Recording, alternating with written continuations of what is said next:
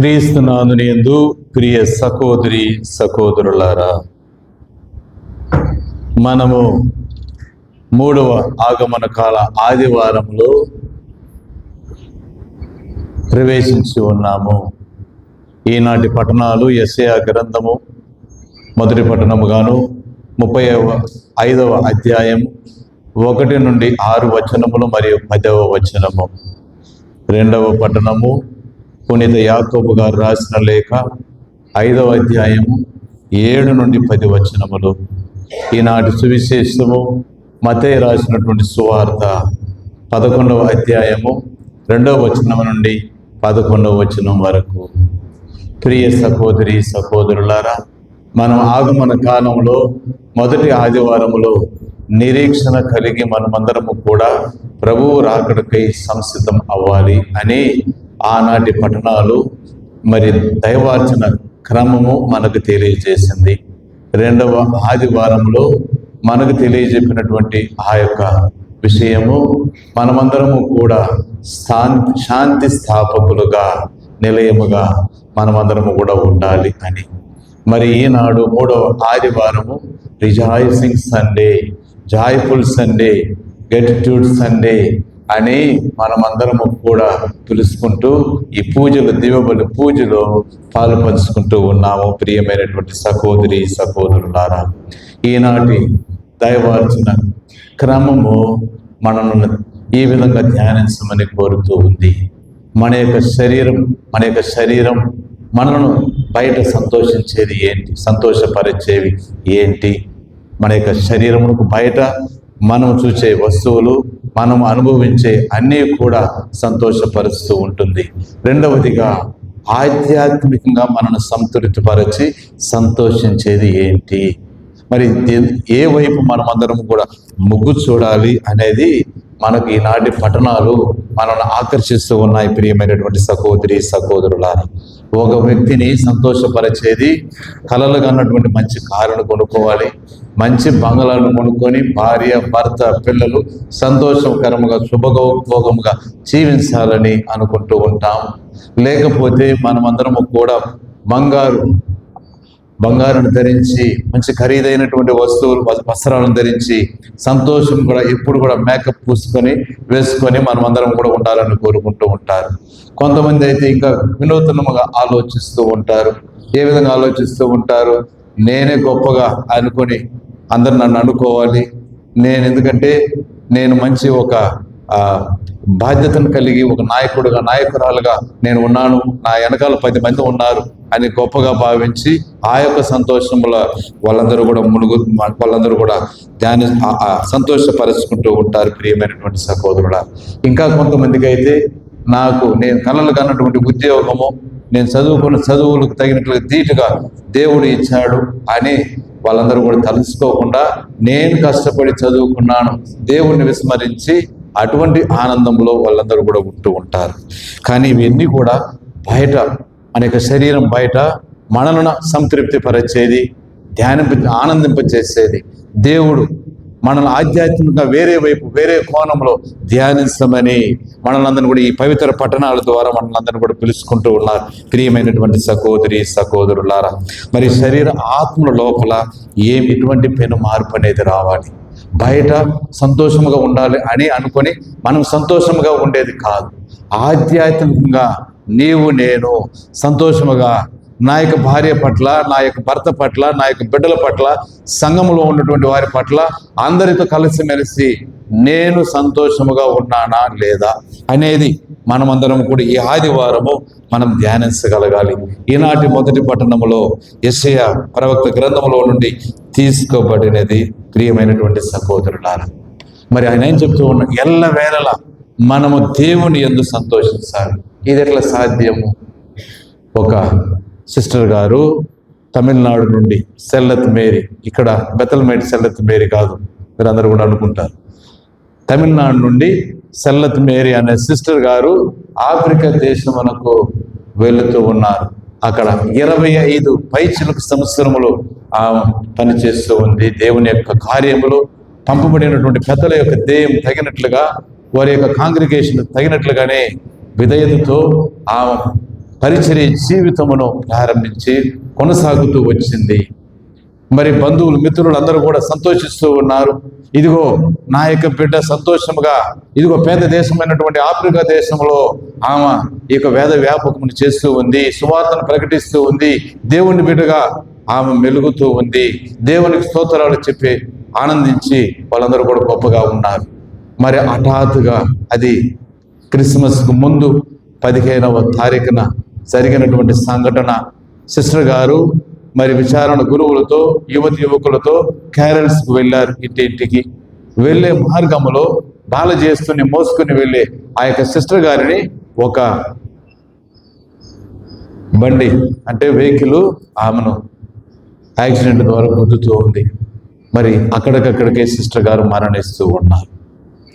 ఆ యొక్క కుటుంబంలో విషాద ఛాయములు అలుముకున్నాయి. ఆ గ్రామం అంతా కూడా విషాదం.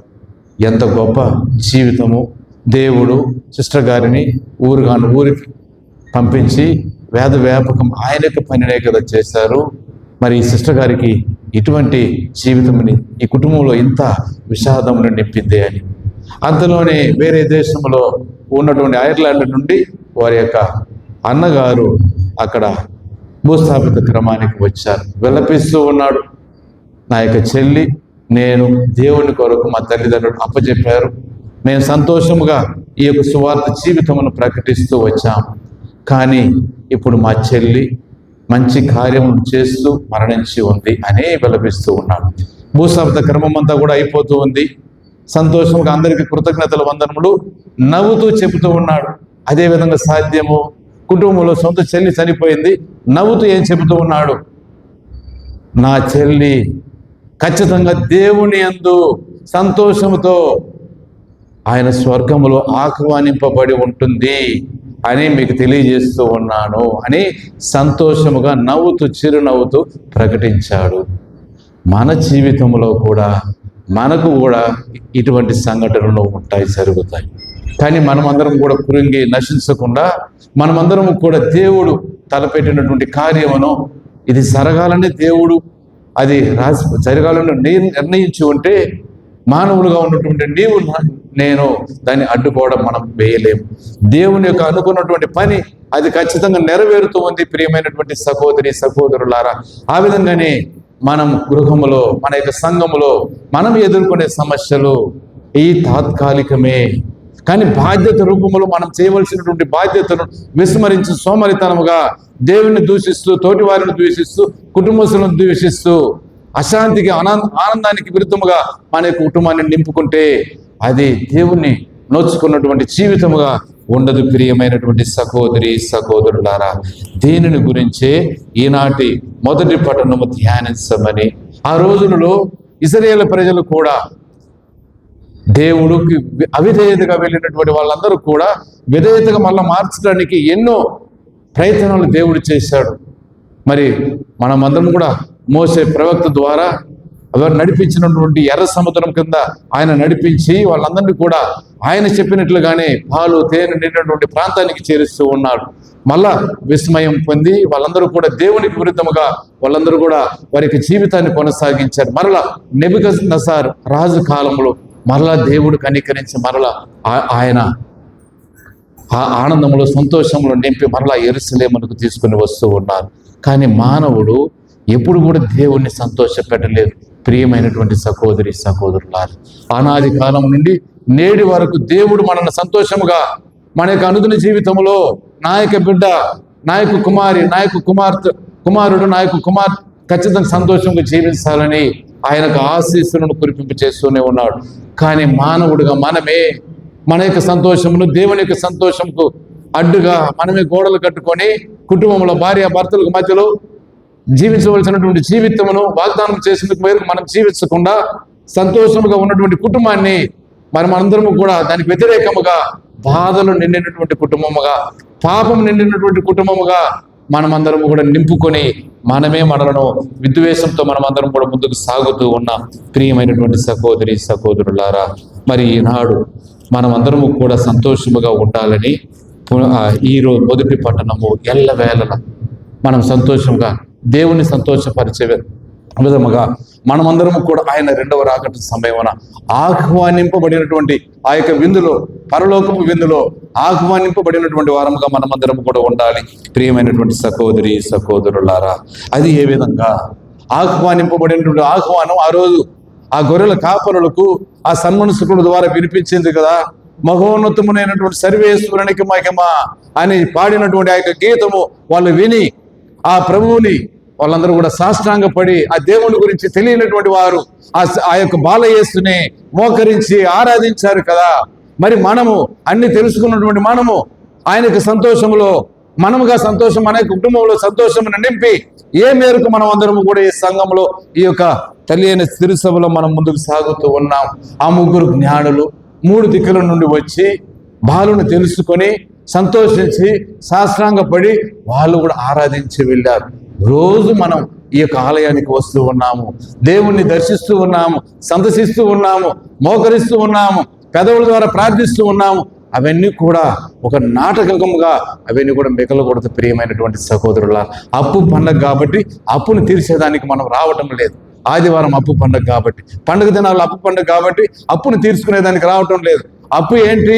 సంతోషముగా నేను జీవించటము, ఆయనను దేవుణ్ణి సంతోషపరచటము, సంతృప్తి పరచడం, దేవుణ్ణి మెచ్చదగినటువంటి వాళ్ళుగా ఉంటే అటువంటి పరలోకపు విందులో మనమందరము కూడా పాలువారం అయ్యే అటువంటి ఆశీస్సులను మనకు దయచేస్తాడు. ప్రియమైనటువంటి సహోదరులారా, ఈనాటి మొదటి పట్టణంలో యెషయా ప్రవక్త మనకు తెలియజెప్పి పుష్పమును, ఆ బంగారు మరి వైడూర్యం నిండినటువంటి ఆ యొక్క వస్త్రమును ఏ విధంగా ధరించి నీతి న్యాయము కలిగినటువంటి వస్త్రముగా మనము భావించి, నీతి న్యాయం ఊరికన్నా ముసుగు వేసుకునేది కాదు, బంగారంగా నేను సంతోషం కనబడుతున్నాను కాదు, నీతి న్యాయములు ధరించి ఉన్నటువంటి వారే ప్రభువు ముందు, వ్యక్తులకు ముందు, ఇతరులకు ముందు సంఘములో సంతోషముగా జీవించగలరు అనేది ఈనాటి పట్టణాలు మనకు తెలియజెప్పుతూ ఉంది. ప్రియమైనటువంటి సహోదరి సహోదరులారా, మీరును నేను సంతోషముగా నీతి న్యాయం అనే వస్త్రమును, ఆ బప్తిస్మ రోజు వెలుగు వస్త్రమును ధరించామే, ఆ నీతి వస్త్రమును ధరించామే, న్యాయమైనటువంటి వస్త్రమును ధరించామే. మరి క్రొవ్వొత్తి వెలుగు ఒత్తిని మరి మనమందరము కూడా దీపముగా మనం ఉంటామని, ఇతరులకు దీపముగా ఉంటామని మాట ఇచ్చామే, వెలుగు పుత్రులుగా ఉంటామని మాట ఇచ్చామే, సంతోషముగా ఉంటామని మాట ఇచ్చామే. మరి మనం అందరం కూడా ఉంటూ ఉన్నామా లేదా ఒకసారి ధ్యానం చేసుకుందాం. ప్రియమైనటువంటి సహోదరులారా, ఈరోజు రెండవ పట్టణంలో మనం చూడగలుగుతూ ఉన్నాం.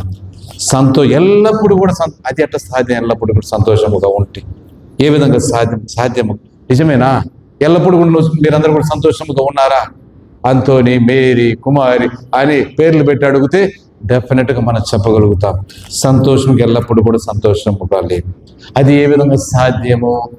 ఓర్పు. యాకోబు గారు మొట్టమొదటిగా క్రైస్తవులైనటువంటి మీరు ఓర్పు, సహనము ఇవన్నీ కలిగి జీవించాలి. ఆ ఓర్పు అనేది ఉంటే నీవు కోపం పడవు. ఓర్పు అనేది ఉంటే నువ్వు బూతు మాటలు మాట్లాడు. మంచి మాటలతోనే, సంఘంలోనే మంచి వివరణ శైలితో మనమందరం కూడా మనం ప్రవర్తిస్తూ ఉంటాం. అది శాంతికరమైనటువంటి జీవితానికి, సంతోషకరమైనటువంటి జీవితానికి, క్రైస్తవులు అనిపించే జీవితానికి, క్రీస్తు ప్రభువుని ప్రతిఫలించే ఆ యొక్క జీవితానికి మనమందరము కూడా జీవిస్తున్నటువంటి వారుగా మనమందరము కూడా గుర్తుగా ఉంటాం. ప్రియమైనటువంటి సహోదరి సహోదరులారా, సుఖ దుఃఖం అనేది మన యొక్క జీవితంలో భాగస్వామ్యం. సుఖము, దుఃఖము, మరి సంతోషము, ఆనందము, బాధలు, కష్టాలు, ఒడిదుడుకులు అన్నిటిని కూడా ఎదుర్కొని జీవించడే మానవ యొక్క జీవితముగా ప్రభు మనలందరినీ కూడా సృష్టించి ఉన్నాడు. ఈ యొక్క సృష్టిలో మనం ఎల్లప్పుడూ కూడా సంతోషముగా ఉండాలంటే అది కుదరదు. నిజమైనటువంటి సంతోషము అన్నిటిని ఎదుర్కొని న్యాయముగా, నీతిగా మనం జీవించి ప్రార్థన అనే ఆయుధముతో దానికి దేవుడు తోడుగా ఉండమని మనం పెదవులు విప్పి మోకరించి మన యొక్క వ్యక్తిగత ప్రార్థన ద్వారా, కుటుంబ ప్రార్థన ద్వారా, జపదల ద్వారా దేవునికి దగ్గర అవుతూ దేవుని మన యొక్క కుటుంబంలో, మన యొక్క సంఘంలో, తిరుసభలో ఆనందాన్ని నింపమని మనమందరము కూడా అనునిత్యము ప్రార్థనతోనే దేవుని మమేకమవుతూ ముందుకు సాగాలి. ప్రియమైనటువంటి సహోదరి సహోదరులారా, హ్యాపీనెస్ ఇస్ ఇన్సైడ్ జాబ్ అనే ఒక సినిమా కూడా ఉంది, ఒక సామెత కూడా ఉంది. హ్యాపీనెస్ విదిన్ అంటే లోపల సంతోషం ఉంటేనే నిజమైన ఆనందమును నీవు అనుభవించగలుగుతావు. నీతో పాటు జీవిస్తున్న నీ భార్య, భర్త, నీ బిడ్డలు, సంఘములో ఉన్నటువంటి వారు, ఇరుగు పొరుగు వారికి ఆ ఆనందాన్ని నింపుతావు. నీ యొక్క లోనే సంతోషము లేకపోతే ఆ సంతోషాన్ని నువ్వు పంచగలవా? పంచలేవు. ఆధ్యాత్మికంగా మనమందరము కూడా ఆనందించటమే ఈరోజు ఈ యొక్క పట్టణాలు లోతైన భావంగా మనల్ని పిలుస్తూ ఉన్నారు. అంటే ఆచరణలు పెట్టేవాళ్ళుగా మనమందరము కూడా ఉండాలి. దీన్ని సాధ్యం చేసేవారుగా ఉండాలి. దీనిని ఈరోజు సువిశేష పట్టణము మనల్ని తెలియజేయమని క్రీస్తు ప్రభువే మనుష్య కుమారుడుగా ఆ యొక్క అపోస్తులకు ముందు, పరిసయ్యులకు ముందు, సద్దుసేయులకు ముందు, ఆ యొక్క యూద ప్రజలకు ముందు ఉన్నారు. వాళ్ళందరూ అనుకున్నారు ఇంకా ఏలియా ప్రవక్త దిగి రాలేదు.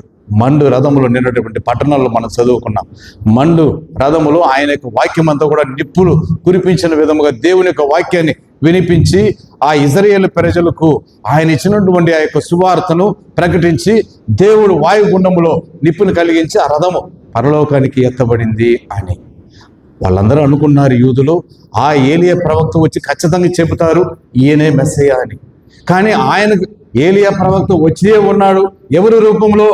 బప్తిస్మ యోహాను రూపంలో దిగి వచ్చాడు అని యేసు ప్రభు సాక్ష్యం ఇస్తూ ఉన్నారు. యోహాను కంటే అధికుడు ఏలియా కాదు, దాని తర్వాత ముందు వచ్చినటువంటి ప్రవక్తలు కాదు, దాని తర్వాత వచ్చినటువంటి వాళ్ళు కాదు అని ఆయన నా యొక్క మార్గమును సిద్ధం చేసి నన్ను ఇంతకు ముందే తెలియజెప్పాడు. మీరు నన్ను గుర్తించలేకపోతూ ఉన్నారు అని యేసు ప్రభువే చెబుతూ ఉన్నారు. కానీ అప్పటికి వాళ్ళు విశ్వసించలేదు. కానీ తల్లి అయిన తిరుసభ 2025 సంవత్సరంలో ఉంటూ ఉన్నాం. జూబిలీ గొప్పగా మనం చేసుకుంటూ ఉన్నాం. కానీ మనము ప్రభువుని తెలుసుకుని ఉన్నామా? ఆ ఇజ్రాయేల్ ప్రజలలాగానే మనం చీకటిలో ఆ సంతోషమును కోల్పోయి ఆనందమునకు వ్యతిరేకంగా మనము పన్నాగములతో మనం జీవిస్తూ ఉన్నామా? ధ్యానింప చేయాలి.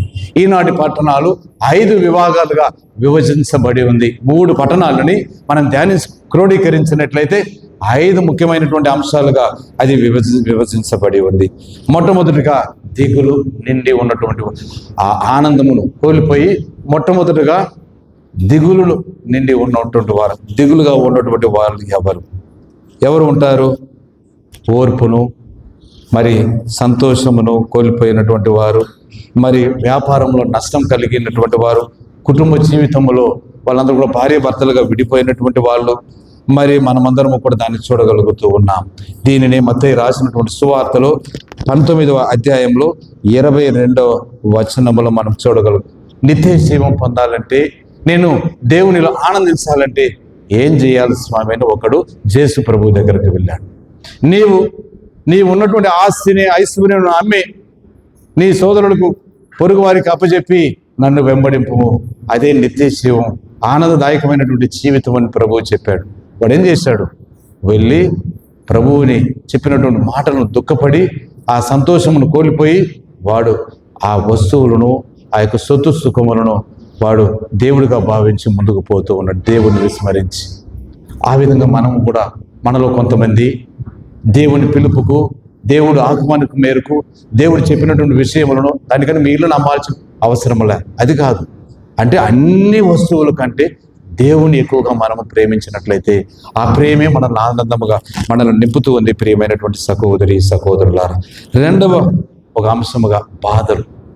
ఎప్పుడు చూసినా ఆ ముఖములో ఎప్పుడు కూడా బాధలే ఉంటాయి, కన్నీళ్ళు వస్తూ ఉంటాయి వాళ్ళకు.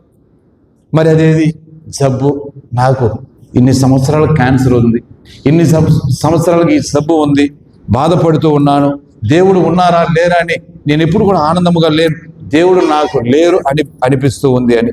పేదరికము, ఇదిగో నేను రోజు గుడికి వస్తూ ఉన్నాను, ప్రార్థిస్తూ ఉన్నాను, కష్టపడుతూ ఉన్నాను, నాకంటూ ఒక ఇల్లు లేదు, ఒక వాకిలి లేదు, మరి నాకంటూ ఒక బైక్ లేదు, నాకంటూ ఒక నగనట్ట లేదు అని చాలా మేరకు ఇతరులతో మనం పోల్చి చూసి మనమందరం కూడా ఆనందాన్ని మనమందరం కూడా పోగొడుతూ ఉంటాం. అటువంటి వారికి కూడా మరి ఒంటరితనము, అందరం ఉన్నా కూడా ఒంటరి వాళ్ళుగా నేను ఉన్నాను, నాకు 4-5 బిడ్డల స్వామి ఆశైశ్వరం పంచుకొని నన్ను ఒంటరితనం చేశారు, ఎంతమంది బాధలు. కానీ అటువంటి వారికి దేవుడు ఈరోజు ఈ యొక్క వాక్యం ద్వారా మత్తయి రాసినటువంటి సువార్తలో 5వ అధ్యాయం 26వ వచనంలో మనం చూస్తూ ఉన్నాం. 12 సంవత్సరాలు, 1 సంవత్సరం కాదు, 2 సంవత్సరం కాదు, 12 సంవత్సరాలు రక్తస్రావ వ్యాధితో బాధపడుతున్నటువంటి స్త్రీ ఎంతోమంది వైద్యుల దగ్గరకు వెళ్ళింది. తనకు ఉన్నదంతా కూడా అమ్మే వెచ్చించి ఆ వైద్యాన్ని ఖర్చు చేసింది. కానీ ఒకటే నిర్ణయించింది, దేవుని విశ్వాసాన్ని కోల్పోలేదు. ఆయన యందు నేను ఖచ్చితంగా స్వస్థతను పొందుతాను, నేను పోగొట్టుకున్నటువంటి ఆనందమును పొందుతాను, మంచి జీవితమును పొందుతానని ఆ యేసు ప్రభు వచ్చే మార్గంలో నిలుస్తుంది. ఆ అంగి అంచును తాకిన వెంటనే స్వస్థతను పొందినట్లుగా ఆమె గ్రహించి దేవునికి సాక్ష్యం ఇస్తూ ఉంది. ప్రియమైనటువంటి సహోదరులారా, మీరును నేనును ఎన్ని మారులు మనకే తెలియకుండా మనం ప్రార్థించినటువంటి ప్రార్థనను సత్ఫలితాలను పొంది ఉంటాం. కానీ ఎప్పుడు కూడా దేవుని మనం కోరికలను కోరుతామని, కానీ ఆయనను మెచ్చించిన విధముగా మనం జీవిస్తూ ఉన్నామా? అటు విశ్వాసాన్ని, నమ్మకమును దివ్య వాకు ద్వారా, దివ్య సంస్కారాల ద్వారా, ఆజ్ఞల ద్వారా మనం పాటించి ఉన్నటువంటి వారముగా ఆయనకు ఆనందాన్ని మన కుటుంబంలో దేవుడు ఆయన చూసేలాగా మనం చూస్తూ ఉన్నామా? నీ భార్యను ఎప్పుడు నువ్వు ప్రేమించేవాడుగా ఉన్నావా? ఆమెకు తగినట్లుగానే నువ్వు ఉన్నావా? మంచి గుణ సంపదను కలిగి ఉన్నావా? మంచి వ్యవహరణ శైలితో ఉన్నావా? నీ భార్యకు తగినట్లుగా నువ్వు ఉన్నావా? నీ భర్తకు తగినట్లుగా ఉన్నావా? మీ తల్లిదండ్రులకు తగినట్లుగా ఉన్నారా? సంఘానికి తగినట్లుగా ఉన్నారా? సంఘ పెద్దలకు కావాల్సినటువంటి ఆ యొక్క సంతోషం ఇచ్చు, ఆనందం చేసే, ఆహ్వానించే ఆ యొక్క ముఖ పోలికలను మనలో ఉంటూ ఉన్నాయా? అందరినీ శత్రువులుగా మనం భావిస్తూ ఉన్నామా? చూడండి ప్రియమైనటువంటి సహోదరులారా, దేవుణ్ణి యందు మనం ఆనందించాలంటే దేవుని మీద అచంచలమైనటువంటి విశ్వాసం, నమ్మకం ఉండాలి. 3వది భయం. ఎవడు భయపడతాడు? తప్పు చేసినటువంటి వాడు భయపడతాడు, ద్రోహం చేసినటువంటి వాడు భయపడతాడు, ఇతరులకు నొప్పి కలిగించినటువంటి వాడు ఏమైనా చేస్తాడని భయపడతాడు. మనం ఎందుకు భయపడాలి? నీతి న్యాయంగా జీవిస్తున్నటువంటి మనం భయపడాలి? ఓడిపోయినప్పుడు భయపడతాము, పాపం చేసినప్పుడు భయపడతాము, అంతరాత్మకు వ్యతిరేకంగా మనం పయనించినప్పుడు, వ్యవహరించినప్పుడు భయపడతాము. మత్తయి రాసినటువంటి సువార్తలో 2వ అధ్యాయం 3వ వచనంలో మనం చూడగలుగుతూ ఉన్నాం. ఏ రోజు రాజు ఆయనకు కూడా మనస్తాపం కలుగుతూ ఉంది. ఏ విధంగా కలుగుతూ ఉంది? ఈయనలో ఎటువంటి తప్పిదములు లేవు, ఇదిగో మీ చట్ట ప్రకారం మీరే. కానీ ఒక రాజుగా అంతరాత్మకు, ఆత్మకు వ్యతిరేకముగా, దేవునికి వ్యతిరేకముగా, మానవత్వమునికి వ్యతిరేకంగా మనము వెళ్ళినప్పుడు ఆ భయం అనేది దేవుడు మనలో నింపుతాడు. కానీ దానిని మనము ఇంకా ఎక్కువగా చేస్తూ ఉంటాం. ఈరోజు అందరూ కూడా మంచి పాప సంగీతం చేశారు. ఈ సంవత్సరం మీరు వచ్చిన వాళ్ళు కొద్దిమంది అయ్యారు. కానీ దేవుడు ఎప్పుడు కూడా సంతోషమును ఉంటాడు. మీ యొక్క పాపములను మీరు గుర్తెరిగి మంచి పాప సంగీతం చేశారు. దేవునికి ప్రీతికరమైనటువంటి విధముగా మీరు ఉన్నారు. పాప కలంకము లేకుండా ఎప్పుడు కూడా మనను కాపాడమని మనము ఎప్పుడు ప్రార్థన చేయాలి, దాన్ని కృషి చేయాలి. ఇది రీసైకిల్ ప్రాసెస్ కాదు. భయపడితే మాత్రం సరిపోదు, ప్రాయశ్చితం వెతుక్కోవాలి. ప్రాయశ్చితం వెతుక్కొని చేసినటువంటి ఈ ప్లాస్టిక్ వస్తువులను కరగబెట్టి మళ్ళీ ఇంకొక వస్తువుగా చేస్తామే, ఆ విధంగా కాదు. చేసినటువంటి పాపం మళ్ళీ వచ్చే సంవత్సరం కాదు. మనము దానిని ఒక అవకాశం, తిరుసభ దివ్య సంస్కారం రూపంలో మనకి ఇచ్చిన వరప్రసాదముగా భావించి ఎదుగుదలతో మనం దేవునికి దగ్గర అవుతూ ఆనందంలో భాగం అవ్వాలి. 4వదిగా ఆశ. మానవుల జీవితం అంతా కూడా ఆశే. దేవుడు వాడికి స్వర్గాన్ని దించినా కూడా వాడికి ఇంకా వేరే ఆశలు ఉంటాయి. మనం మరణించి ఏమి తీసుకుపో, ఓరి ఈరోజే నీ యొక్క ప్రాణమును దేవుడు తీసినప్పుడు నువ్వు సంపాదించినటువంటి ఈ యొక్క వస్తువులు, ఇల్లు, వాకిలి, కారు, బంగ్లా, నగ, నట్ర అన్నీ కూడా ఎవరికి చెందుతాయి? ఎవరికి చెందుతాయి? అన్నీ నువ్వు తీసుకుని వెళుతావా? దేవునికి ముందు నిలబడినప్పుడు నీ జీవించినటువంటి జీవితం అనే పుస్తకమును తెరిచి మంచి చెడు గొర్రెలు మేకలుగా మనల్ని విభజించబడి మంచి చెడు అనే వారిని వేరు చేసి మంచి చేసినటువంటి వారిని స్వర్గానికి ఆహ్వానింపబడతాము. అది 2వ రాకడన జరుగుతూ ఉంది. అందుకే తన యొక్క మొట్టమొదటి రాకడను బాలజేసుగా పశువుల గాడిలో జన్మించినటువంటి యేసు ప్రభు యొక్క పండుగను మనము నెమరు వేసుకుంటూ ఆయన యొక్క రెండవ రాకడని ఈ విధంగా ఉంటుంది అని దివ్య పఠనాలు చెప్పే విధముగా మనం ప్రతి ఈ ఆగమన కాలంలో మనం సంసిద్ధం చేసుకుంటూ ఉంటాం. 5వ భాగం ప్రియమైనటువంటి సహోదరులారు, పగ. ఏదో ఒక రూపంలో వాడిని ఏదైనా చేయాల్సిందే, వాడి ఇది నాకు ఏదో ఒక రూపంలో వాడిని మట్టు పెట్టాల్సిందే అని. ద్వేషము, ఈశ. మత్తయి రాసిన సువార్తలో 5వ అధ్యాయము 24వ వచనం. ఎవరు పవిత్ర గ్రంథం తీసుకొని వచ్చున్నారు? ఎవరైనా? పవిత్ర గ్రంథము చివరి వాక్యము మత్తయి రాసినటువంటి సువార్త 5వ అధ్యాయము 24వ వచనము. చివరిగా ఈరోజు ఈ యొక్క ఆగమన ఆదివారములో సంతోషకరమైనటువంటిగా ఉన్నటువంటి ఈ యొక్క ఆదివారములో దేవుని యొక్క పిలుపుకు మేరీ మనము మత్తయి రాసినటువంటి సువార్తలో 5వ అధ్యాయము 24వ వచనము గట్టిగా చదవండి. ఎవరైనా తీసుకొని వచ్చుంటే.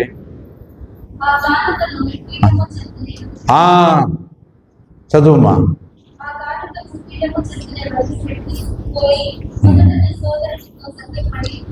మీరు కానుకలను సమర్పించేటప్పుడు, దేవునికి నైవేద్యములను సమర్పించేటప్పుడు మీలో మీకు వ్యతిరేకంగా, మీరు వాళ్ళకు వ్యతిరేకంగా చేసినటువంటి గుర్తించి ప్రీతికరమైనటువంటి నైవేద్యముగా ఉండాలంటే వాడితో సఖ్యపడి, సమాధానపడి, శాంతిపడి, పగా కుట్రతో కాయన్ ఆబేలు లాగా లేదు. అర్థమైందా? కాయన్ ఆబేలు లాగా ఉండరాదని చెబుతూ ఉంది వాక్యాలన్నీ. కానీ మనము కూడా మరొక కాయనుగా ఎప్పుడు కూడా కాయన పాత్రనే పోషిస్తూ ఉంటాం. సొంత సోదరుడు చిన్న ఒక సెంటు పొలం, ఒక 10 అడుగులు, ఖచ్చితంగా ఇది నాది, నాకు రావాల్సిందే, కోర్టు మెట్టుకు ఎక్కుతాం. ఏం పోనీ, శాంతి సమాధానం. దేవుడు సమాధానం పడు, మన సోదరుడు పోనీ పుచ్చుకో. ఆ మనస్తత్వము మనలో ఉంటే నిజమైనటువంటి ఆనందం. కుటుంబాలు కలిసి ఉంటాయి. మరి కుటుంబాలే మాత్రమే కాదు, మనమందరం కూడా దేవుని బిడ్డలుగా పరిగణింపబడుతూ ఉంటాం. ప్రియమైనటువంటి సహోదరుడు, ఒక సన్యాసి దగ్గరకు, చివరిగా ఈ యొక్క సంఘటన మనం విందాము. ఒక సన్యాసి దగ్గరకు ఒక ధనవంతుడు వెళ్ళాడు. స్వామి, నాకు అంత ధనం ఉంది, ఆస్తి ఐశ్వర్యం ఉంది, మాకు నగా నట్టు అంతా ఉంది, మరి నేను సంతోషంగా జీవించలేకపోతూ ఉన్నాను అని. అప్పుడు సన్యాసి ధ్యానించి ఆలోచించి ఒక సలహాను చెబుతూ ఉన్నాడు. అయ్యా, నీకున్నటువంటి ఆస్తి ఐశ్వర్యం నగా నటు మొత్తం అమ్మి ఒక మూటలో కట్టుకొని, ఒక మూటగా కట్టుకొని తీసుకొని రా, దాని తర్వాత నీకు చెప్తాను. ఈ యొక్క ధనవంతుడు కూడా వెళ్ళి ఆ మూటను అంతా కూడా కట్టుకొని, ఆస్తి ఐశ్వర్యం అంతా కూడా అమ్మి మూటను కట్టుకొని సన్యాసి ఎదుట ఉంచాడు. అక్కడ రౌండ్గా ఒక గీతను కూడా గీశాడు. దాని మధ్యలో ఆ మూట అనేది పెట్టబడింది. సడన్గా ఈ యొక్క సన్యాసి ఏం చేస్తూ ఉన్నాడు? ఆ మూటను తీసుకొని పరిగెత్తడం మొదలు పెట్టాడు. ఈ ధనవంతుడు కూడా, అయ్యో నా ధనము, నా ఆస్తిని అంతా కూడా కూడా పెట్టుకొని ఈ సన్యాసి నన్ను మోసం చేస్తూ ఉన్నాడు, ఏదేవో ఒక విధంగా నేను దానిని మరలా నేను పొందాలని వెళుతూనే ఉన్నాడు. సన్యాసి వెళ్ళటం, పరిగెత్తటము, ఈయన పరిగెత్తటము, చివరిగా సన్యాసి ఆ రౌండ్గా గీత గీసినటువంటి స్థలానికి వచ్చి అక్కడ ఉంచుతూ ఉన్నాడు. అమ్మయ్య, నా యొక్క ఆస్తి, నా యొక్క డబ్బు నాకు వచ్చిందని సంతోషిస్తూ ఉన్నాడు. మనము కూడా అటువంటి స్థానంలో ఉన్నాం. నేను నిజమైనటువంటి ఆనందమును పొందాలి, నేను నిజమైనటువంటి సంతోషమును పొందాలి, నిజమైనటువంటి ప్రేమను పొందాలని అనుకుంటూ ఊరకున్న పెదవులతో చెప్పేది కాదు. ఆ ఆనందమును పొందాలంటే మనమందరం ఏం చేయాలి? దానికి తగినట్లుగా మన ప్రయత్నాలు మనం మొదలు పెట్టాలి. మరి మనం పెడుతూ ఉన్నామా? ఆ ధనవంతుని యొక్క స్థానంలోనే మనం ఉంటూ ఉన్నాం. ప్రియమైనటువంటి సహోదరులా, నేను అటువంటి జీవితం జీవిస్తూ ఉన్నాం. కాబట్టి దాన్ని మార్చుకొని శాంతి, సమాధానం, ప్రేమ, ఓర్పు అన్ని కలిగి క్రైస్తవ సుగుణాలను, పవిత్ర గ్రంథంలో చెప్పబడినటువంటి సుగుణాలను ధరించి మనం జీవించడానికి ప్రయత్నం చేద్దాం.